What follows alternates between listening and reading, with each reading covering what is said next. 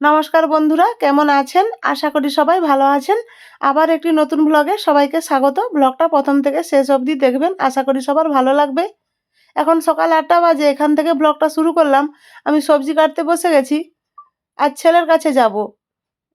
আর ওর ছেলে সোমবার গেছে মেসে। ও তাড়াহুড়ো করে যাওয়ার জন্য কিছু জিনিস ফেলে গেছে, ওইগুলো দিতে যাব। ওর বাবা যাবে বলেছিল একা। আমি তখন বললাম চলো না, আমিও একটু যাব, ঘুরে আসবো।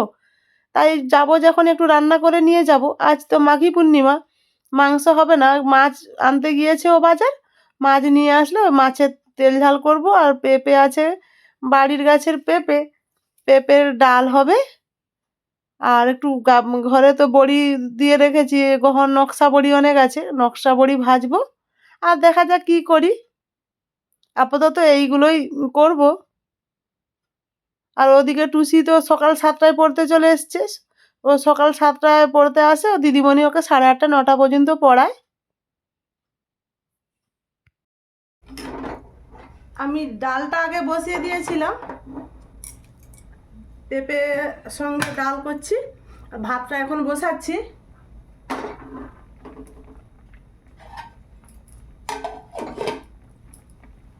আজ গ্যাসেই রান্না করছি। দুপুরে রান্নাটা বেশিরভাগ উনুনেই হয়, আজকে উনুনে রান্না করব না। এই মানে 3 জনের রান্না তো, তাই গ্যাসেই করে নিচ্ছি। ডালটা হয়ে যাক, তারপরে দেখি ফ্রিজ খুলে দেখি পেঁয়াজ কলি ছিল, ভাবলাম একটু পেঁয়াজ কলি ভাজবো। ডাল আর পেঁপেটা সেদ্ধ হয়ে গেছে, নামিয়ে নিই। এবার সাঁতলাবো। সাঁতলানোর আগে একটু পেঁয়াজ কলি আর আলুটা ভেজে নেব।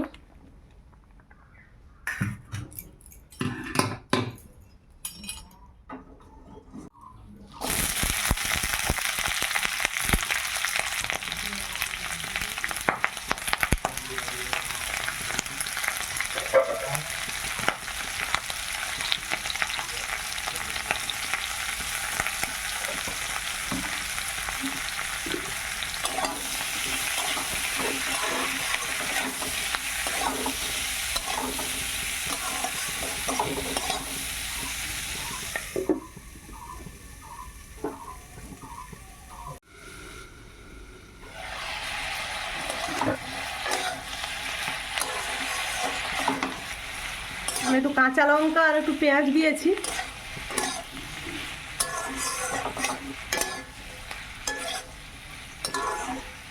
এগুলা থেকে তো প্রচুর জল উঠে, হতে একটু সময় লাগে।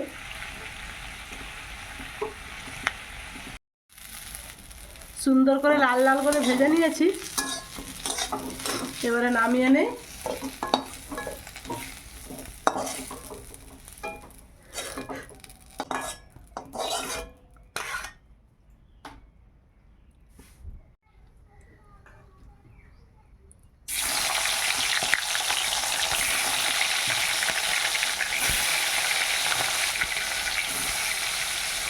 মাছটা ভেজে নেই, মাছের তেল ঝাল বানাবো।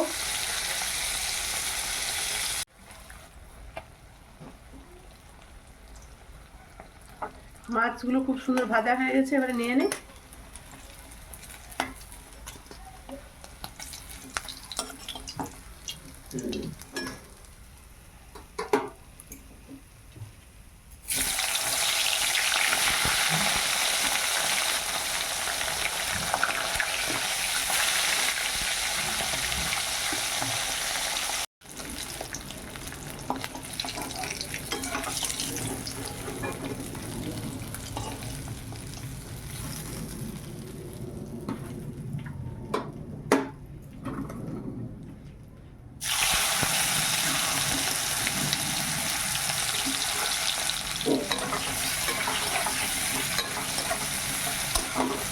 এই মাছ ভাজার তেলে পেঁয়াজ আর টমেটোটা তুলে দিলাম। এই তেলে মাছের তেল ঝালটা করে নেব।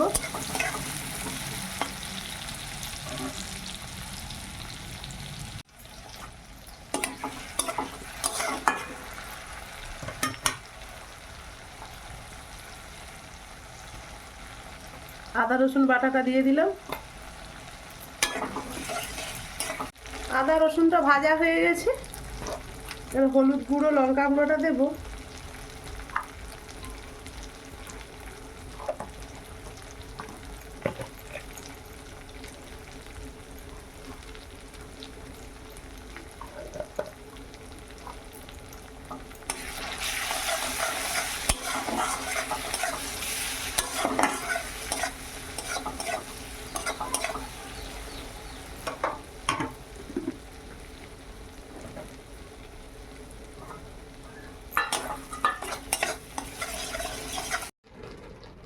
মশলাটা ভালো করে ভাজা হয়ে গেছে, জল দিয়ে দিলাম। তেল ঝাল করব, বেশি ঝোল করব না। আর ওদিকে ভাতটা হয়ে গেছে, ভাতের ফ্যানটা ছেড়ে নেই।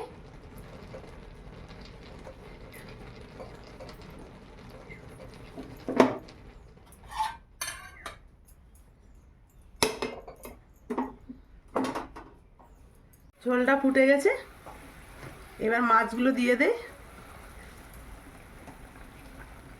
কাল বৃহস্পতিবার আছে, ওই জন্য ওকে বলেছি কম মাছ নিয়ে আসবে। ও 300 গ্রাম মাছ নিয়ে এসছে। 300 না 350 এরকম বললো, আমি এরকমই বলেছিলাম। ও 400। ও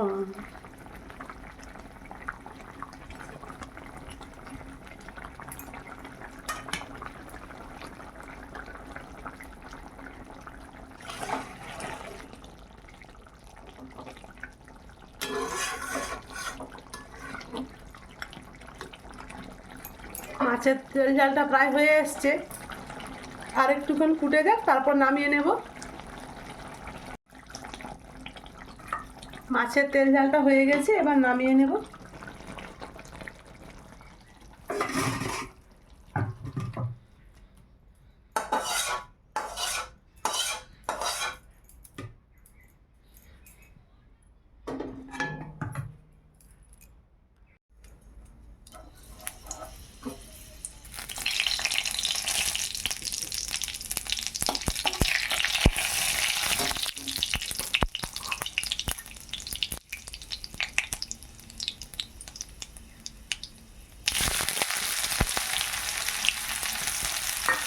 লঙ্কা আর পাঁচফোড়নটা ভালোভাবে ভাজা হয়ে গেছে, এবার পেঁয়াজটা দিয়ে দিলাম।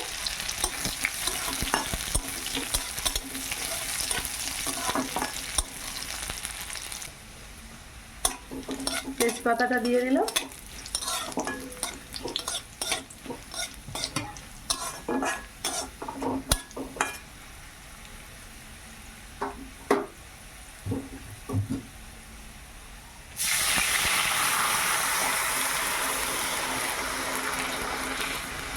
পেঁপের ডালটা আমার খেতে খুব ভালো লাগে, ভীষণ পছন্দ করি।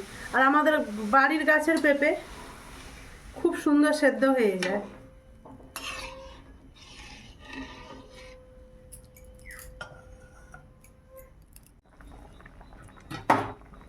ডালটা হয়ে গেছে, এবার নামিয়ে নেই।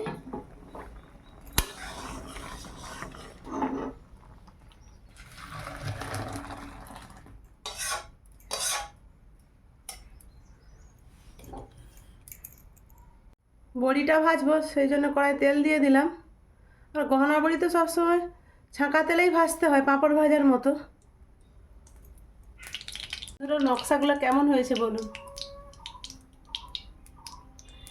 দেখতেও যেমন সুন্দর হয়েছে, খেতেও সেরকম সুন্দর লাগবে।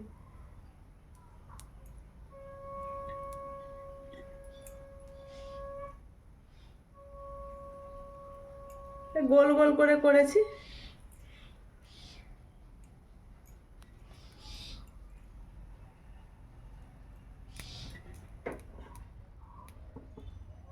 এক এক করে এবার ভেজে নেই।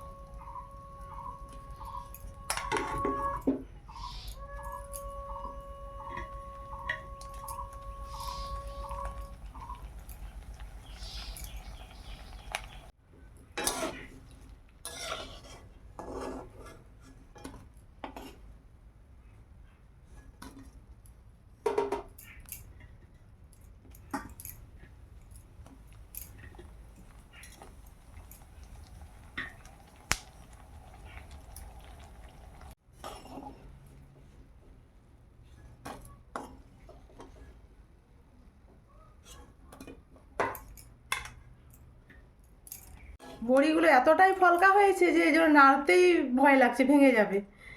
একটা ভেজে রেখেছি, নিচে ভেঙে গেছে। এবছর বড়ির তাক খুব সুন্দর ছিল, গত বছর এত সুন্দর বড়ি হয়নি, এবছর খুব সুন্দর বড়ি হয়েছে।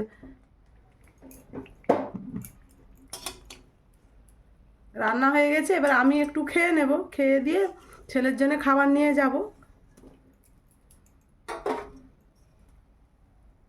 সব রান্না কমপ্লিট হয়ে গেছে, এবারে নিজে খেয়ে ছেলের জন্য রেডি করে নেই।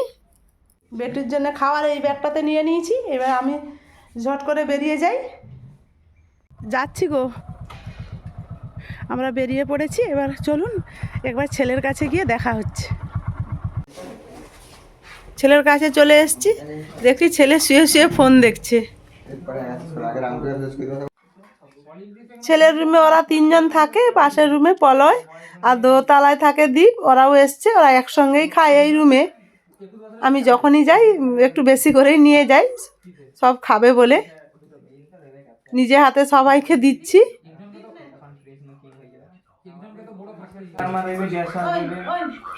যে থাকবে তখন নিয়ম যেরকম করবে না ক্রিকেট হবে মানে ইন্ডিয়ান নিয়মই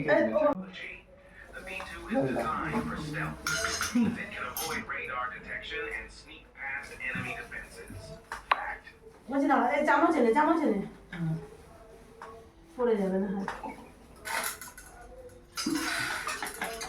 তুই ডাল নিবি আর একটু ডাল নে, আমি মশলা বেশি দিই। কোথায় ওই নুন কিছু কম করে দিতে।